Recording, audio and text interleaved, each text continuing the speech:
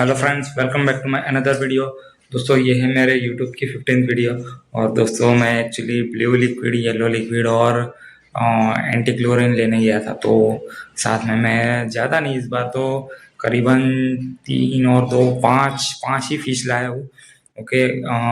एक कोई है जो बनाना पील की तरह दिखती है, बट उसमें कुछ ऑरेंज है, वो भी मैं आपको दिखाता हूँ। और उसके साथ मैंने एक अम, वो विंग टेल्स जो बोलते हैं, उसमें मैंने कुछ कॉपर गोल्ड लिए, और दूसरी 2 कॉपर गोल्ड लिए, उसमें वो नॉर्मल टेल है, सिंगल टेल।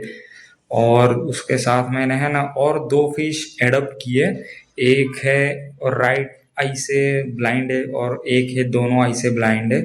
ओके, तो मैं वो भी दिखाता हूँ।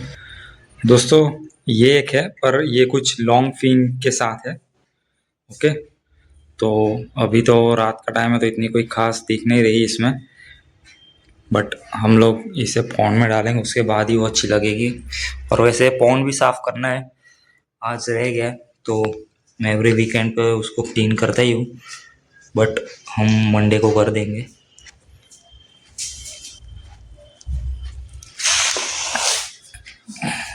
एक दोस्तों ये है, इसमें मैंने 2 एडॉप्ट भी किए हुए जिनको आइज़ नहीं है। एक को आइज़ नहीं है, एक आइज़ नहीं है, और एक को दोनों ही आइज़ नहीं है। तो अभी मतलब उसने ऐसे ही दिया है, उसके यहाँ बिक नहीं रही थी। तो अभी अपना देखते हैं हम कितना उसको संभाल सकते हैं। हम कोशिश कर रहे हैं। Okay, but let's see.